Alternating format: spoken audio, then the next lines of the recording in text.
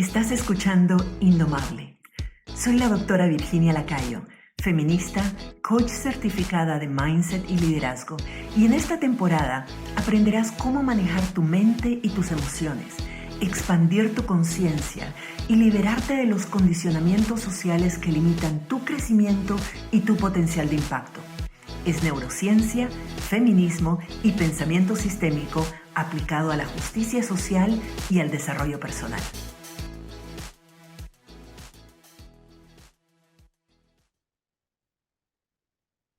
Hola mi gente linda, estás escuchando otro episodio de Indomable y hoy vamos a estar hablando sobre la política y las mujeres, más específicamente sobre los aportes que las mujeres hacemos en el espacio público, en el espacio político y por qué necesitamos más mujeres en cargos públicos.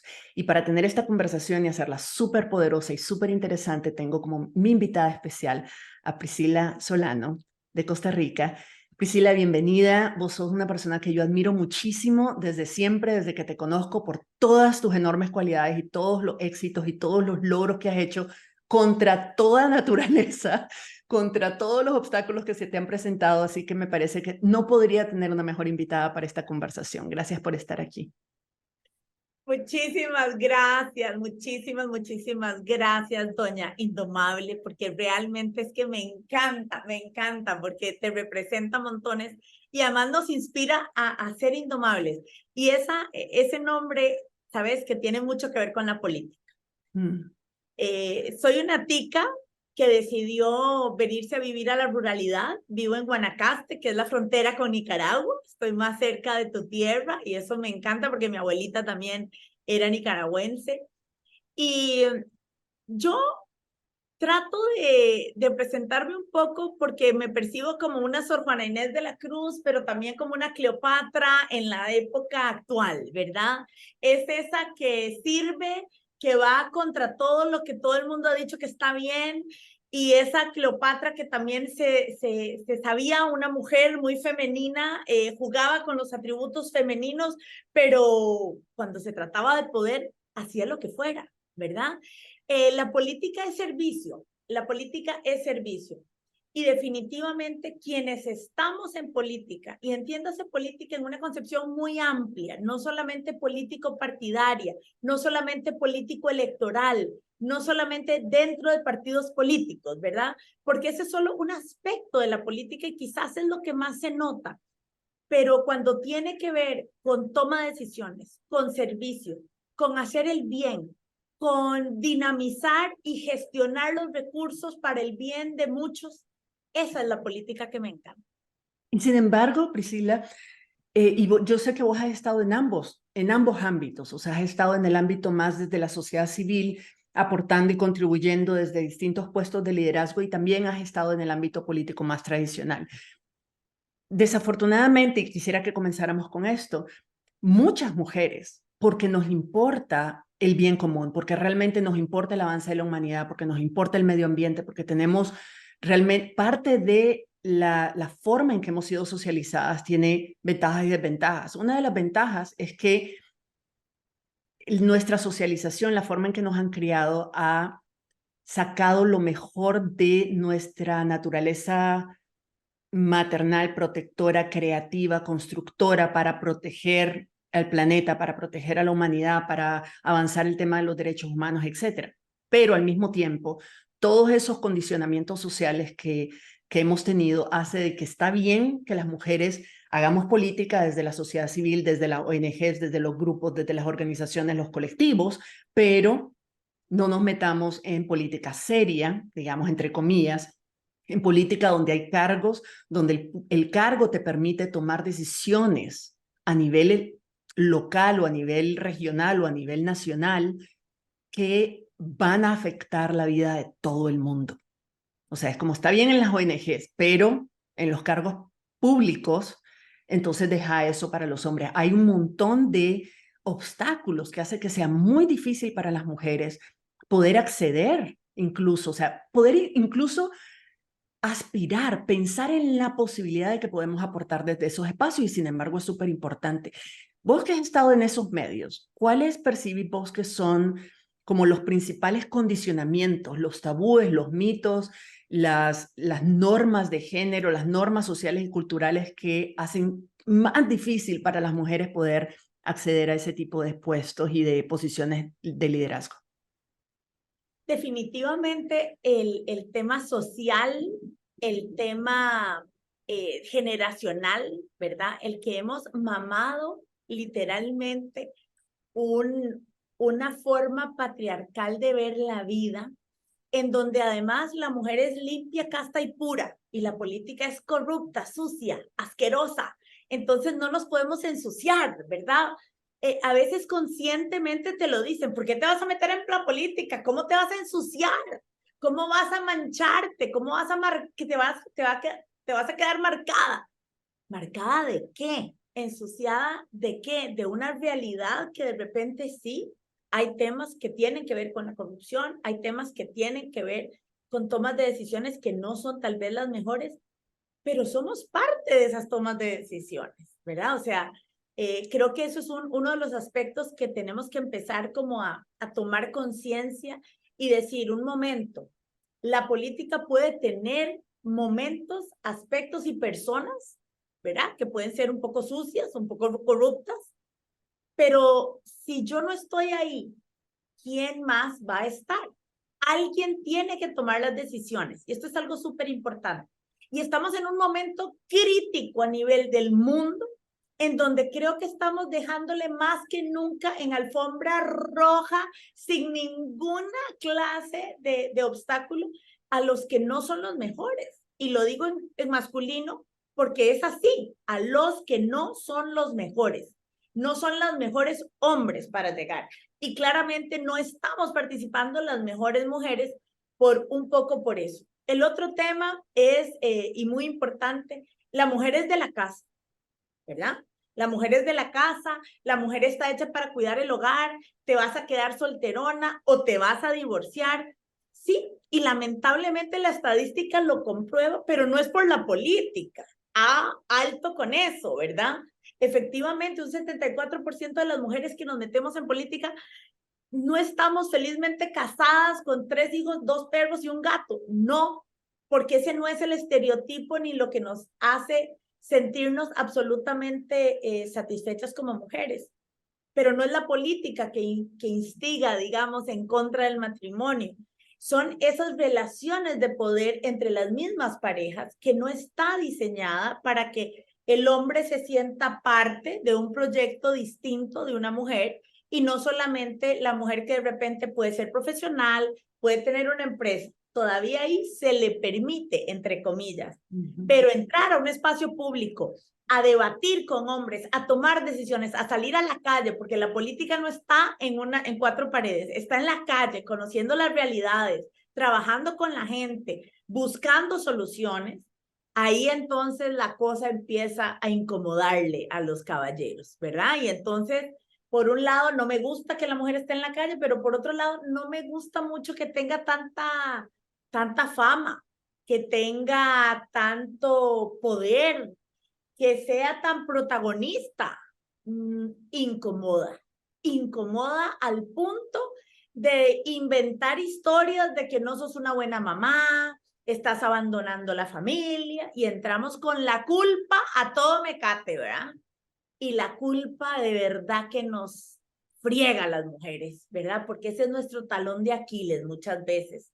Sentir que ay, estoy fallando como mamá, es exactamente la peor frase que te puedan decir y vos abandonas todo, porque la sociedad, tu mamá, tus tías abuelas y el mundo dice que tenés que primero ser la mejor mamá. Entonces, qué difícil. En mi caso, yo no tuve que enfrentar eso porque no tuve hijos, pero entonces viene el otro cuestionamiento, que es, ¿qué hacemos? ¿Qué hacemos cuando la mujer también no experimenta la maternidad? Entonces sos una mujer de una clasecita un poquito más abajo, fíjate, ¿verdad? Eso lo he sentido mucho, muchísimo. De mujeres que utilizan la falacia de autoridad para decirte, no, es que usted no sabe, porque como usted nunca ha parido, usted no sabe lo que es el dolor. No, porque usted no sabe lo que es llevar una familia a cuestas. Chica, ¿verdad? Entonces, y de verdad te sentís un poco como, ¿será que entonces no conozco una parte de la realidad que es una gran mayoría de la población? Entonces, ese es otro obstáculo, ¿verdad? Que está ahí.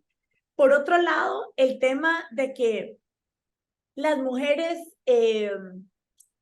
no somos, no somos, no estamos hechas para discutir y pelear y ser firmes en lo que decimos. Entonces, ve qué interesante, porque eso es otra cosa que a mí me ha jugado muy en contra. Yo hablo fuerte por razones de mi vida chiquitita que otro día conversaremos, que tuve que empezar a gritar de niña para decirle al mundo, estoy viva y voy a vivir y se la aguantan.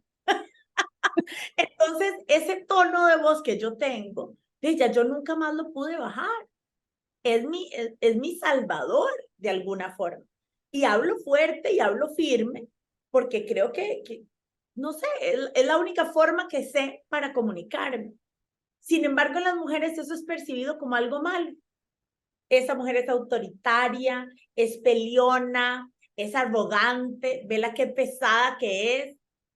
Pero si un hombre te habla con firmeza, como usualmente lo hacen los políticos, es un gran líder. Y uno dice, pero ¿cómo es posible que las mismas mujeres y los hombres también se encargan de meter esas ideas? Ah, no, pero ¿cuándo ha visto usted una mujer así, hablando así? ¿Hablando cómo? Hablando con criterio, hablando con información, hablando con puntos, ¿verdad? Firmes, claros, sin titubear.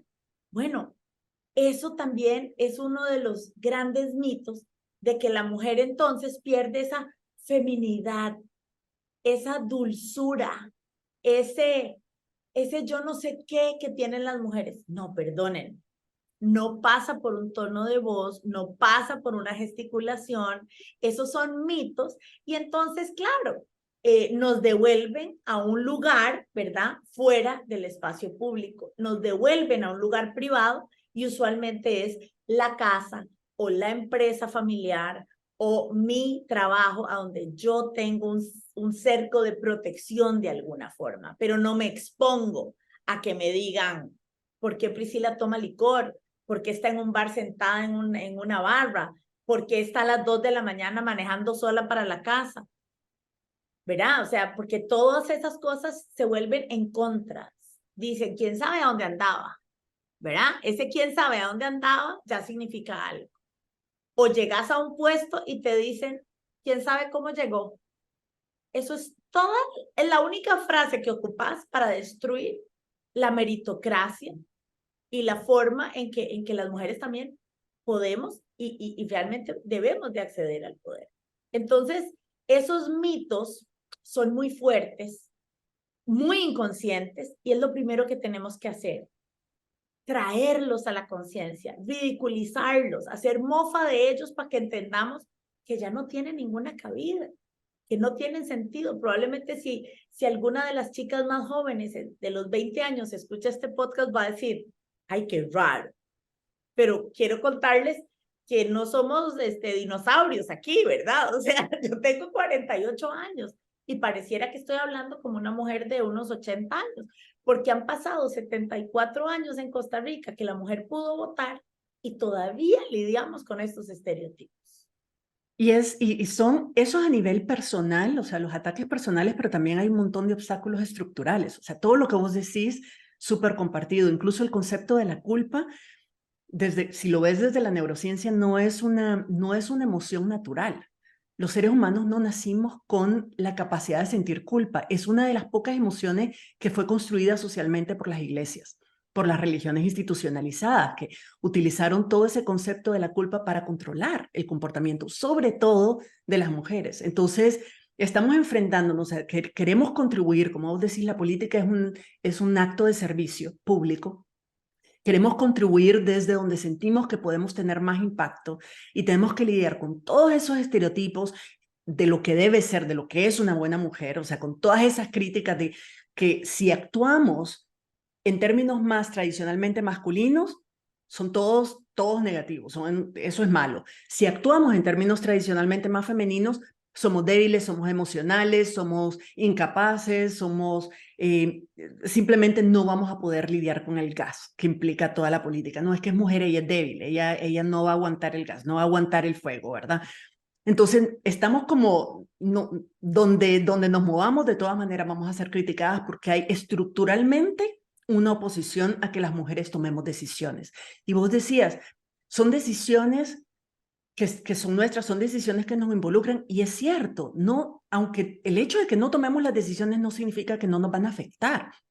Todas las decisiones que se toman a nivel público, nosotras tenemos, y somos las principales además en que tenemos que implementarlas, porque nosotras estamos sosteniendo dos mundos al mismo tiempo. Estamos en el ámbito laboral, estamos trabajando fuera de la casa, estamos siendo profesionales, estamos participando en la vida civil y además estamos sosteniendo el hogar, porque aunque trabajemos 20 horas como políticas, aportando a nivel global, a nivel comunitario, a nivel local, regional, nacional, se espera que no lleguemos a las 2 de la mañana, se espera que lleguemos a tiempo para hacer la cena y que atendamos a nuestros hijos y que después de la cena les ayudamos con las tareas, y si no tenemos hijos, entonces que cuidemos a nuestros padres, y si no están nuestros padres con nosotros, que atendamos al marido o a nuestra pareja, ¿verdad? Está la expectativa de que está bien, en el mejor de los casos, está bien, te dejo, entre comillas, meterte en política siempre y cuando tu prioridad siempre sea tu rol de mujer en la casa. O sea, tenés que ver cómo haces para manejar las dos cosas. Yo me acuerdo cuando, no solo en los espacios públicos, pero oportunidades que yo he tenido y que la gente, hombres, a mí me han dicho, Virginia, vos podrías ser presidenta si te lanzás, o sea, vos podrías estar en cualquier posición por las capacidades, las habilidades que tenés, tu capacidad de negociación, tu capacidad de visión, etcétera, etcétera, todas las cualidades que ellos me veían. Y yo les decía, y me decían, puedes ser como yo. Y yo les decía, no, no puedo ser como vos, porque yo no tengo una esposa en mi casa que está atendiéndome a la casa, que está atendiéndome a mis hijos, que está cuidando, que vos podés viajar, podés desaparecerte por semanas o por meses y nada pasa, todo va a estar bien. Vos sabés que podés delegar. Nosotras como mujeres, no, yo ya tenía a mi hijo y yo decía, yo no puedo simplemente desaparecerme y andar en campañas, por ejemplo, por ahí, porque ¿quién asume las responsabilidades que a mí me han delegado? Y que nadie está agarrando. O sea, yo miro a todos lados y alguien me agarra la batuta y nadie la agarra. Entonces, esa doble moral que hay alrededor de las mujeres en la política en términos de cómo nos comportamos, pero además es, ok, si te metes, entonces estas son las condiciones, y nos ponen un montón de condiciones. Le sumamos a eso al hecho de que ponele que logremos resolver a nivel personal en nuestro espacio privado el tipo de apoyo que necesitamos. De todas maneras estamos enfrentando un montón de obstáculos y de barreras estructurales, espacios a los que no logramos entrar, espacios a los que no nos invitan, que es donde se toman las decisiones. Vos decías, por ejemplo, de ir a tomar tragos, etcétera. En nuestra cultura latina, hay un dicho que dice, los negocios se amarran alrededor de una mesa de tragos. Así es. Entonces, no nos invitan porque hay que ser mujeres decentes. Las mujeres no se les invitan a los happy hours, ¿verdad? No se quedan hasta en la noche tomando tragos después de cenar solo con todos hombres.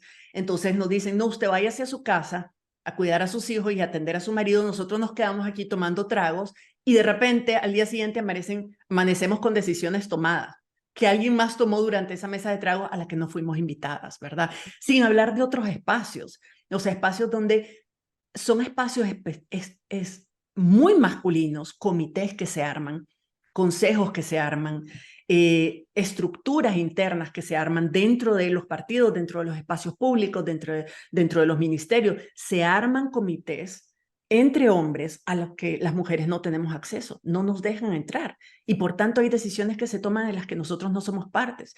Y cuando hablamos de liderazgo sistémico, hay una frase que a mí me gusta mucho que dice, nada sobre mí sin mí. Y eso significa de que la representación debería ser auténtica.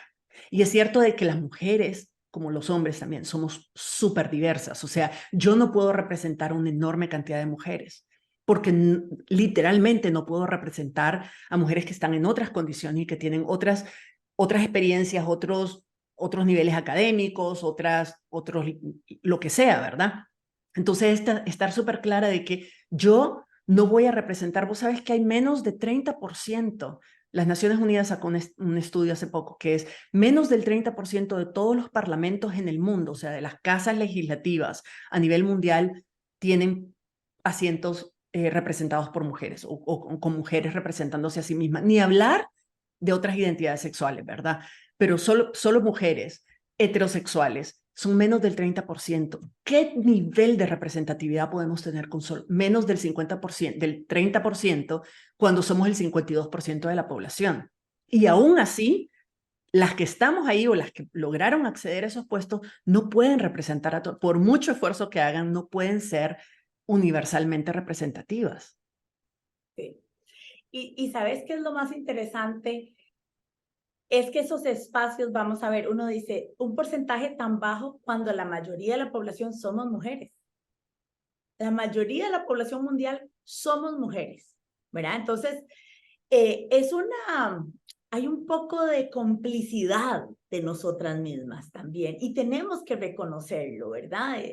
Hay que aceptar que nos dejamos manipular, que nos vendieron muy bien el hecho de que yo voy primero y después te toca a vos. ¿Cuántas veces en la política electoral te dicen, no, no, yo voy primero porque hay que abrir el espacio, voy a buscar recursos y ya yo llego, hago un buen trabajo y el camino está allanado para vos? No, no, olvídate cuál camino allanado. Lo que está es un camino súper empedrado, lleno de las tortas que se jaló el otro, ¿verdad? De los compromisos que no cumplió, de las mentiras que dijo, y entonces menos chance tiene la mujer de llegar. Lo vemos ahora en Costa Rica, a donde justamente para estas próximas elecciones municipales tienen que haber hombre y mujer en los puestos, digamos, de alcalde y vicealcalde, pero además ya los alcaldes que han estado 2 periodos no pueden volver. Entonces, esto nos ha ayudado porque tienen que hacer disposiciones obligatorias que los saquen de la contienda, ¿verdad? Para que no puedan entrar en estas formas locas de negociar, y lo digo entre comillas, porque todo esto se gesta dentro de los partidos políticos. Vamos a ver, empieza por casa, el machismo empieza por casa. Yo escojo la casa del partido y el color a donde yo quiero estar. Eso es una elección que vos puedes hacer de acuerdo a tus valores, principios, ideología, o porque te gustó más el naranja, como querrás.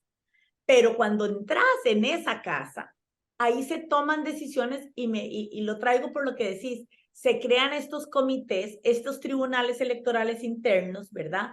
Estas casi que logias en donde las mujeres, que son la mayoría también, aprueban las decisiones tomadas para beneficio de ellos nada más. Y yo me quedo pensando, vamos a ver, no estoy hablando de que estamos en guerra entre hombres y mujeres. Esto no tiene nada que ver con eso, porque eso es otra cosa que nos dicen. Ah, es que usted odia a los hombres. Entonces, por supuesto, probablemente que usted es lesbiana, ¿verdad? Porque ya ahora también ese ingrediente se agregó a las cosas, ¿verdad? Que te pueden decir.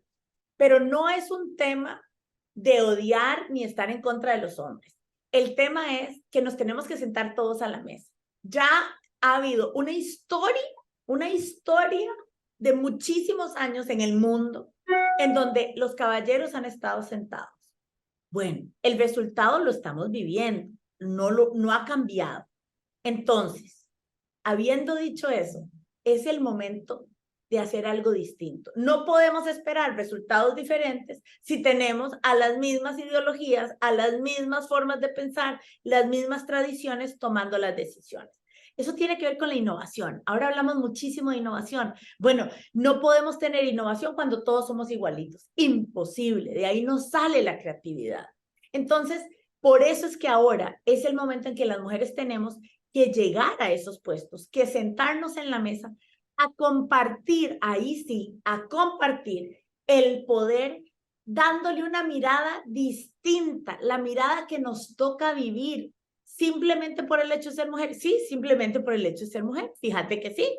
Porque, por ejemplo, cuando hablamos de levantarle los impuestos a todos los artefactos y las cosas que tienen que ver con el periodo menstrual, perdóname, pero es que un hombre no tiene idea ni cuánto cuesta una bolsa de Kotex, ni un Tampax, ni cuánto cuestan las pastillas, ni qué significa un dolor de ovarios. O sea, hay cosas que yo no les puedo pedir, esas no se las puedo pedir, pero sí les puedo contar lo que significa, sí les puedo decir lo que afecta a mi presupuesto familiar, porque es algo que no puedo evitar. No puedo decir, ay, voy a quitar los cótex este mes. No se puede, fíjate que no, a menos que estés en la menopausia, pero para eso ya pagaste millones de cótex. Bueno, así también hay temas de emprendimiento. ¿Cuál es el emprendimiento mayor que hay en toda Latinoamérica? Emprendimiento femenino. ¿Por qué? Porque tenemos que cuidar, porque resulta que cuando hacemos un análisis del cuido, 31,6% del tiempo lo dedican las mujeres al cuidado de sus casas y los hombres un 12%. O sea, no hay ni siquiera posibilidad de compararnos, no existe, ¿verdad? Y como bien decís vos, yo me quiero meter, pero ¿y quién se encarga de mi hijo? ¿Quién se encarga de la operación frijoles? ¿Quién me mantiene? ¿Quién paga la luz, el agua, el teléfono? Y además, ¿quién me da plata para hacer campaña electoral, Virginia? Y ese es otro elemento muy complejo que lo viví.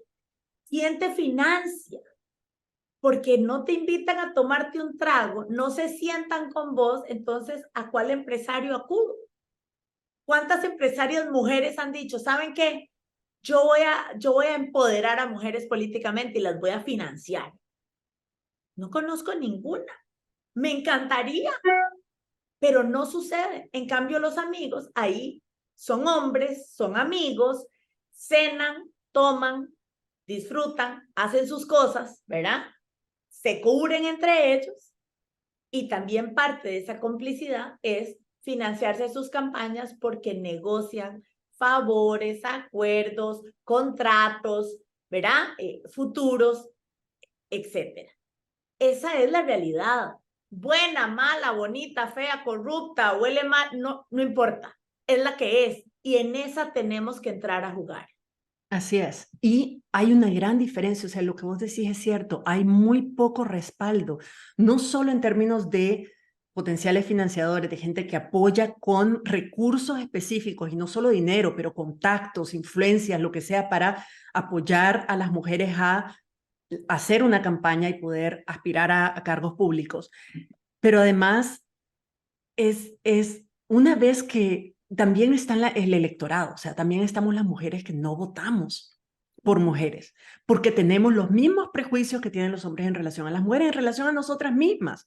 Una mujer debería estar en su casa, es que no es mamá, es que odia a los hombres, es que quién sabe que no es una buena administradora, cuando además está demostrado de que las mujeres somos las mejores administradoras de los presupuestos. Si lo hacemos con el hogar, lo hacemos a nivel, con las oficinas, lo hacemos con las empresas, lo hacemos a nivel de presupuestos públicos también. Somos las mejores administradoras de los presupuestos porque hemos sido entrenadas desde chiquitas para eso.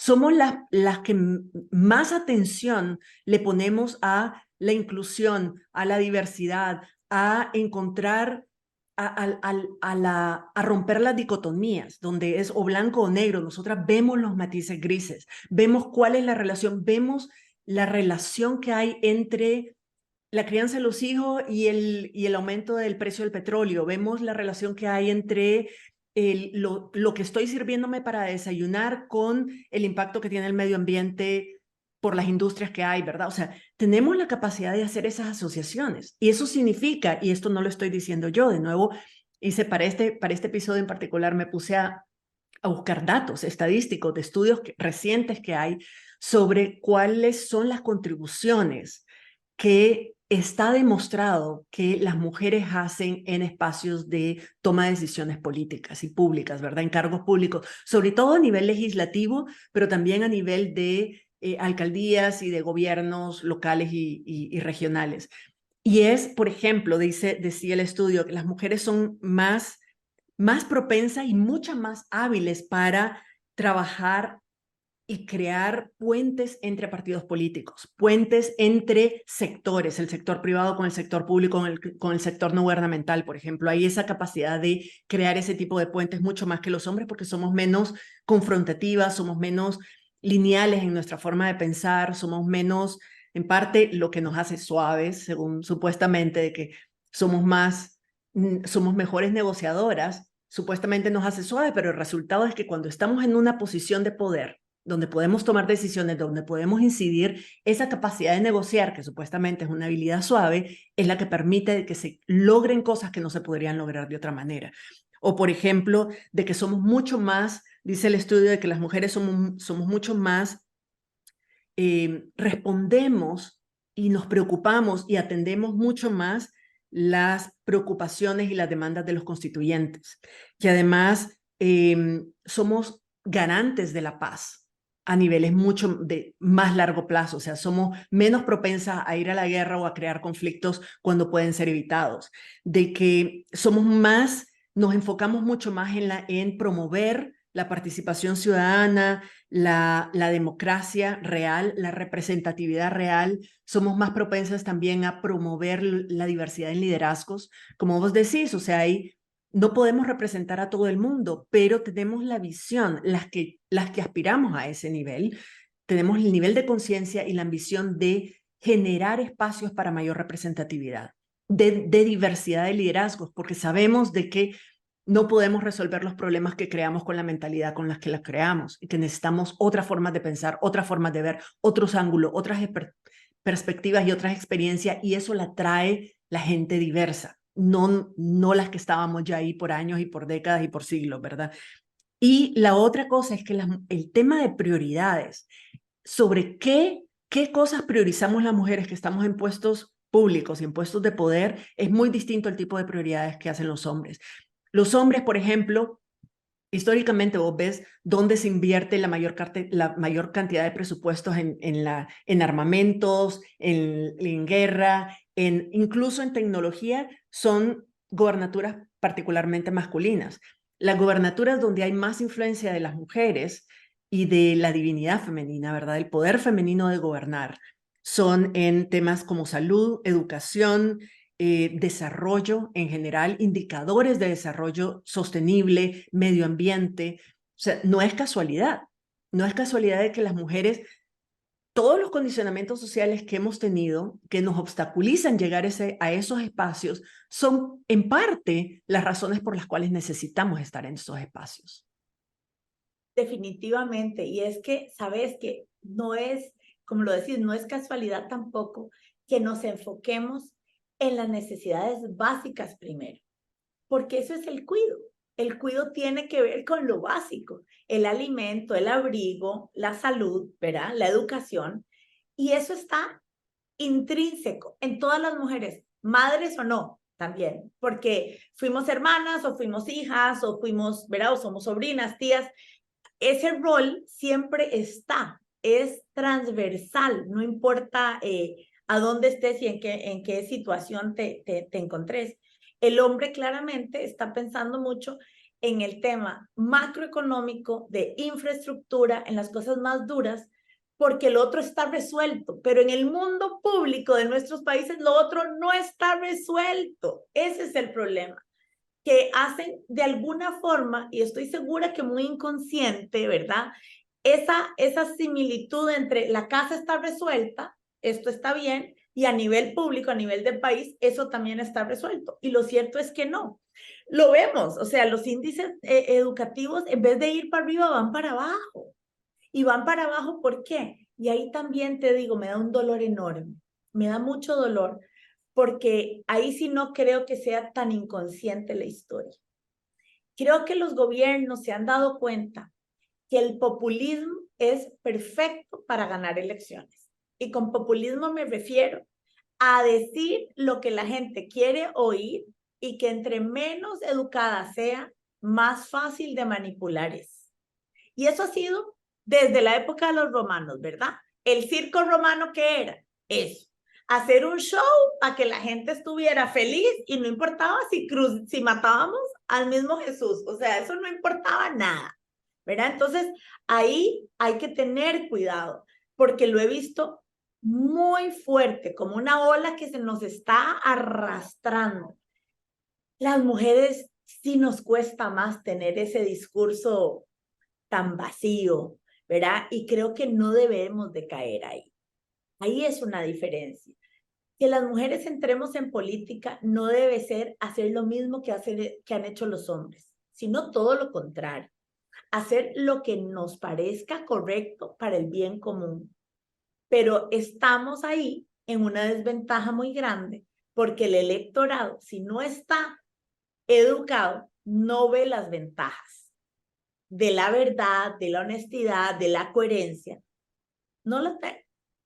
El otro te ofrece el arroz más barato, aunque sepa que nunca va a bajar el arroz, ni le importa que el arroz baje, pero sabe que si digo eso, la gente que come arroz todos los días, porque a veces es lo único que hay, va a votar por vos. Entonces, qué difícil, porque es luchar también contra esas malas prácticas que se han ido normalizando en nuestros países. Y eso es súper preocupante. Entonces, la educación tampoco le interesa mucho, porque entre menos educaditos, más domesticaditos pueden estar. Qué torta con eso. Y si a eso le agregamos una pizca, que ya no es una pizca, son como varias cucharadas de soperas, ¿verdad?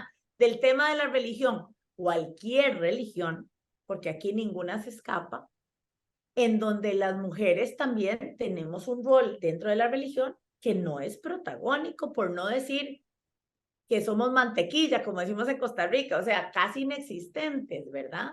En donde también se nos dice que ahí sí, la mujer tiene que ser pacífica, la mujer no puede estar contradiciendo todo, nosotras ahí es ahí donde le sirve que seamos más conciliadoras, porque es conciliar de que se mantenga el status quo, o sea, todo sigue igualitico, todo perfecto, no haga ruido, quietos, todos en primera, porque aquí el mundo está funcionando perfecto.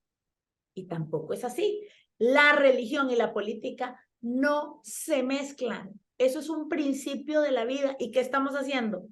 Uniéndolos, haciendo una melcocha que yo no sé si vamos a lograr separarlos. Hoy estuve en la mañana en una reunión con varias mujeres políticas que están aspirando a las elecciones aquí en Costa Rica, y me llamaba la atención porque además en sus discursos es, bueno, si Dios quiere tal cosa, gracias a Dios, los ángeles, ¿verdad? El Espíritu Santo. A ver, yo soy católica, apostólica y romana, creyente hasta más no poder, pero no se trae a Dios a cuando hablamos de política. Punto final, café con tamal, como decía mi maestra de la escuela. No se hace, esos son puntos débiles. Vos nunca has visto un hombre que diga, ay, si Dios quiere, gano. No, no, yo voy a ganar porque soy el mejor. Ah, no, pero nosotros estamos pidiéndole a Dios. No se puede, eso es parte de esa intromisión, ¿verdad? En donde estamos en política, pero seguimos, ¿verdad? Dios nos acompaña con algunas muletillas que sentimos que nos cuidan para no quedar como muy mal. Eso es peligrosísimo, Virginia. Totalmente de acuerdo. Y estoy de acuerdo de que se ha visto además que cuando las iglesias se involucran, las iglesias de cualquier tipo se involucran en las políticas públicas, las mujeres, las personas, todos los grupos minoritarios, los grupos históricamente discriminados, quedamos mucho peor. O sea, retrocedemos en todos los derechos, es mucho, los niveles de opresión aumentan, la violación a los derechos humanos aumenta. Es un discurso completamente contradictorio con los discursos, o sea, con lo que las escrituras y todas las creencias que sostienen esa religión deberían fomentar, pero al momento de entrar en la política no están representando realmente las creencias religiosas fundamentales, están representando sus propios intereses políticos, partidarios, económicos, sobre todo, y de otra índole. Entonces, la mayoría somos las que perdemos. Estoy totalmente de acuerdo de que los gobiernos de todo tipo deben ser totalmente seculares, porque es un acto político, de polis, de ciudadanía, que debe representar a todo el mundo y no solo a un sector. Entonces, de entrada, sí. Y hablando de mujeres políticas, de grupo de mujeres políticas aspirando a candidaturas, que me parece fantástico, ojalá tuviéramos eso en más lugares y más grandes. Uno de los problemas que tenemos las mujeres también que queremos aspirar al servicio público es que no tenemos suficientes mentoras, no tenemos suficientes referentes. Los hombres sí, desde muy jóvenes ya van siendo indoctrinados, ya van siendo adoptados por algún padrino, ¿verdad? Que los mentorea. Las mujeres no tenemos acceso a habilidades de negociación, habilidades de liderazgo, a formarnos en esas habilidades que son parte del mundo político. Nadie nos forma, nadie, es más, nos impiden esa formación, nos las critican desde pequeñas. Y cuando llegamos a un punto en que de todas maneras, como vos, resolvemos y nos las desarrollamos nosotras mismas, llegamos a un punto en que necesitamos saber cómo navegar en esas aguas bravas. No tenemos referentes que nos puedan apoyar. Entonces, me gustaría desde tu experiencia, si puedes compartirnos cuáles son algunas de las lecciones, algunas de las recomendaciones, alguna sugerencia, algo que para las personas que nos están escuchando, ya sea de que tengan alguna experiencia y digan, ok, voy a apoyar a otras mujeres a promoverse más en estos espacios públicos, o que a lo mejor, ojalá entre nuestras oyentes haya gente que tenga ya, algunas mujeres que tengan ya la inquietud, mujeres socializadas como mujeres, que crecieron como mujeres, que se consideran mujeres o mujeres que nacieron, ¿verdad? Pero que tengan esa inquietud de decir, quiero participar en espacios públicos, quiero participar en espacios políticos, de cargos públicos formales. ¿Cuáles podrían ser algunas lecciones que vos podés compartirnos? La primera lección es, búsquense a 3 personas, 3, no 7, 10, 3, que sean esas anclas de ustedes durante todo el proceso. Y digo anclas porque no pueden ser ni tu marido, ni tu hija, ni tu papá, ni tu mamá, porque Tu ellos mejor amiga. ni tu mejor amiga, porque van a salir heridos en la campaña. A mí nunca se me olvida una vez y sobre todo por las redes sociales son terribles, son atroces, la violencia incrementa la violencia política contra la mujer a través de las redes sociales. Entonces, hay una frase que yo siempre utilizo y es un referente en mi vida y puede sonar muy banal, pero de verdad tiene mucho poder. Las cosas se toman de quien vienen, porque no todo yo le puedo dar la importancia como si fuera mi mamá la que me lo está diciendo. Entonces, si las redes lo dicen, ¿quiénes son las redes? Yo nunca me he tomado un café ni un vino con las redes sociales, no sé. No tengo idea qué color de pelo tienen, si son hombres, mujeres, altos, bajos, no tengo idea. Entonces, ¿por qué me importa tanto? ¿Verdad? Ahora, generan una realidad. Y digo generan una realidad porque la crean, ¿verdad? Si todas las redes dicen que Priscila es una corrupta, pues esa se convierte en una realidad para un montón de gente que no me conoce. Entonces, estas 3 personas anclas van a estar constantemente apoyándote y devolviéndote a la tierra, ¿verdad? A decir, a ver, calma. ¿Esto quién lo está diciendo? ¿Por qué te está afectando? También te van a dar ese hombro para llorar a todo mecate, porque se llora, sí se llora, pero se ríe, se disfruta, lo tiene todo, pero es una carrera muy sola. Al final del día, te acostás sola, agotada, ¿verdad? Con mucha incertidumbre y te despertás también con cansancio y con un gran susto de decir, ¿a qué me voy a enfrentar hoy? Entonces, 3 personas son súper importantes. No te lances sola, no te lances sola porque eso es hacerse un harakiri. ¿Y sabes qué? Ningún hombre se lanza solo. Entonces, no hay que cuidarnos. Tenemos también que tener un autocuidado. Y Número yo 1. agregaría una cosa más a esa sugerencia que me parece fabulosa. Aparte de que esas 3 personas, ninguna de ellas debe ser de tu familia, ni demasiado cercana, porque además necesitas personas que mantengan cierto nivel de objetividad. O sea, que te apoyen, que crean en vos, pero que emocionalmente no estén tan involucradas, porque entonces entre las dos no piensan ni una, ¿verdad? Y se hacen un arroz con mango. Yo incluiría entre esas 3 personas, o además de esas 3 personas, tener una coach. Sobre todo una coach de mindset, una coach que te ayude a identificar cuáles son tus pensamientos agotadores, cuáles son tus creencias limitantes, cómo tus emociones están determinando la forma en que estás reaccionando o que estás comportándote, o que estás presentándote a nivel público, o sea, de poder manejar la diferencia entre ser reactiva y ser responsiva, o sea, de responder a la situación en vez de reaccionar emocionalmente a ellas. Y no porque nuestras emociones no sean súper valiosas, al contrario, es porque lo son, es que tenemos que aprender a saber qué emociones son las que nos sirven más en el momento en que necesitamos actuar de cara a una situación que se presente. Entonces, tener una persona que pueda guiarte, no solo en términos de apoyo moral y desde su experiencia y sus consejos, sino desde un apoyo más, por decirlo así, científico y más técnico, mucho más aterrizado en ese sentido de guiarte para que tu comportamiento esté alineado con pensamientos empoderantes y con los valores que realmente tenés. Perdón Y la eso, interrupción, pero me no, parecía eso súper es súper importante. importante. Y es más, yo lo hago, yo lo recomiendo hacer antes de meterte en la política. Ese es un pasito antes, un pasito para atrás.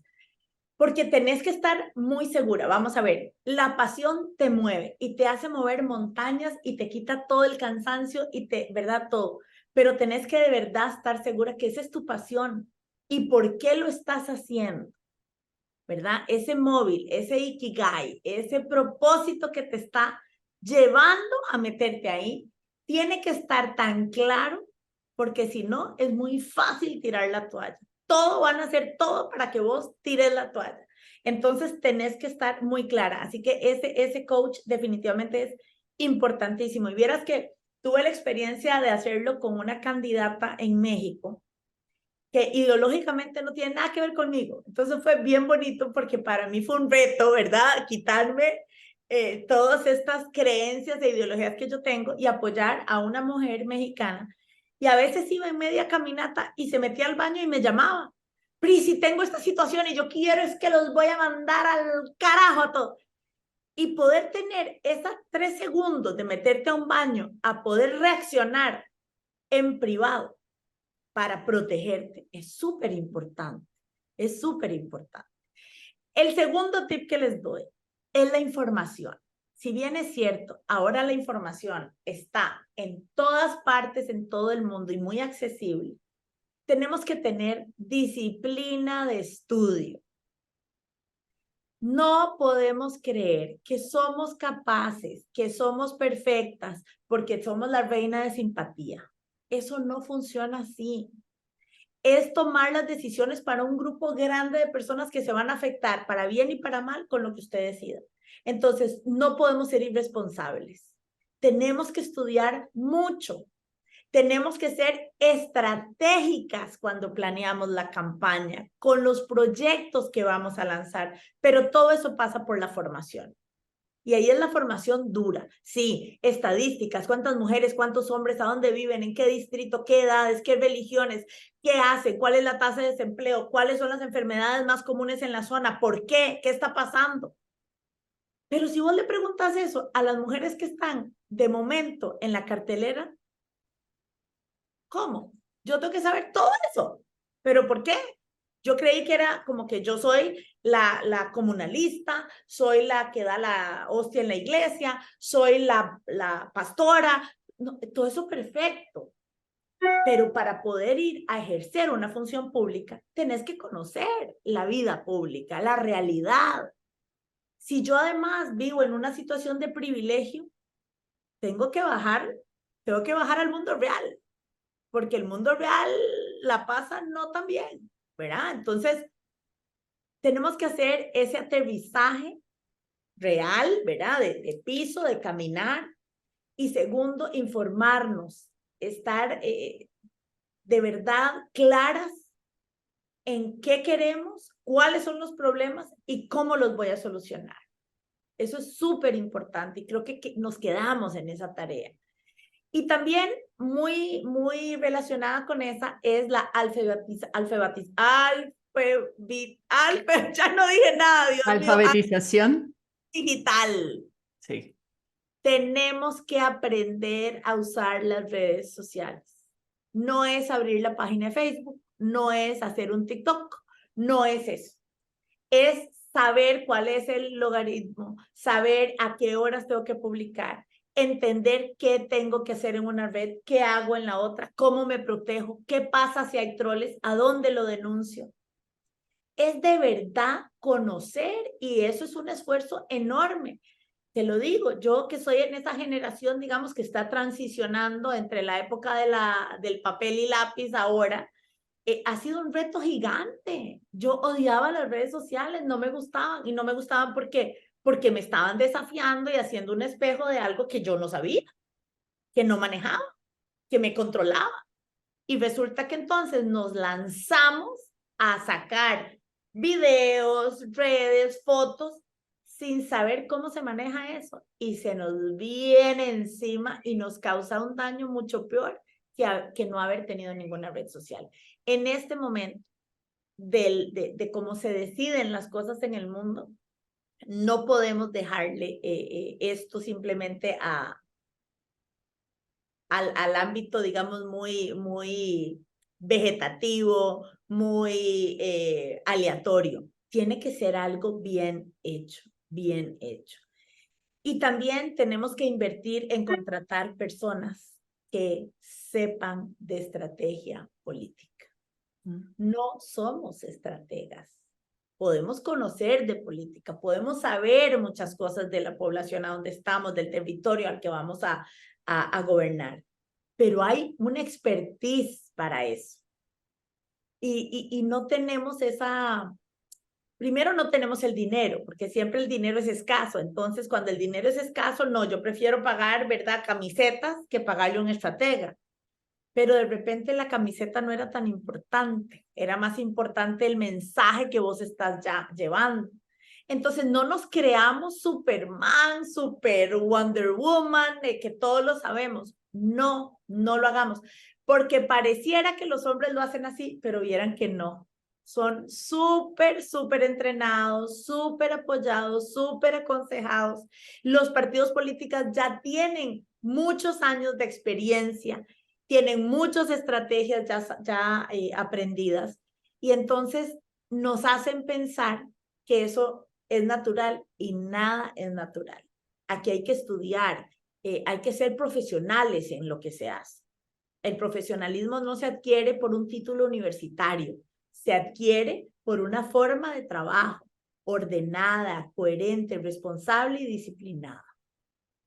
No, si es que podríamos pasar hablando, estoy fascinada escuchándote, creo que es una de las conversaciones más ricas que he tenido y la verdad es que podría seguir debatiendo sobre esto.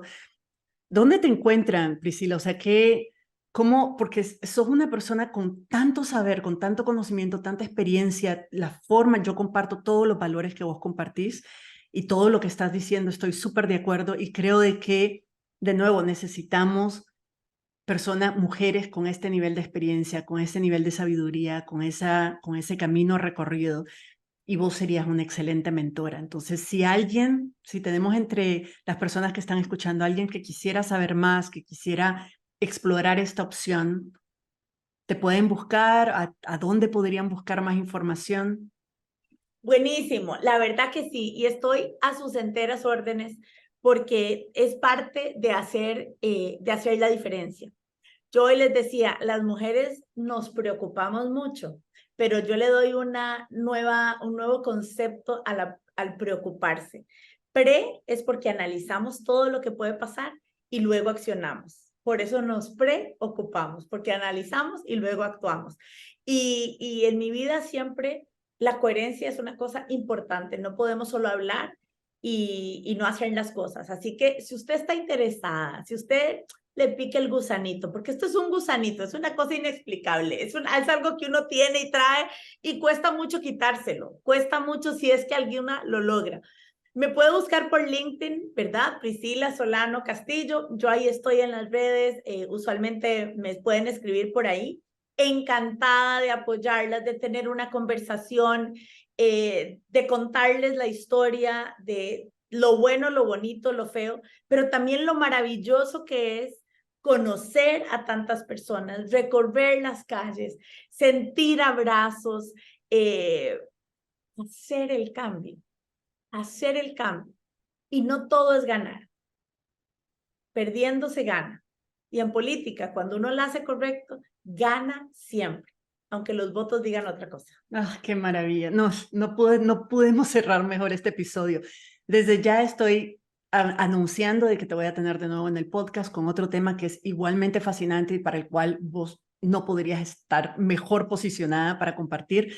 Pero para esta ocasión quiero agradecerte infinitamente que hayas participado en esta conversación y que hayas compartido tanta sabiduría y tanta experiencia. Realmente es fascinante. Yo voy a compartir tu link en las notas del episodio para que la gente no tenga que memorizarlo, sino que va ahí y puede buscarte directamente. Y de nuevo, mil gracias, Priscila, por estar con nosotras. Muchísimas gracias, Virginia, por este espacio tan enriquecedor que educa, que motiva, que inspira. Gracias por ser este agente de cambio indomable. Tan bella. Vale, gracias a todos. Nos escuchamos en la próxima.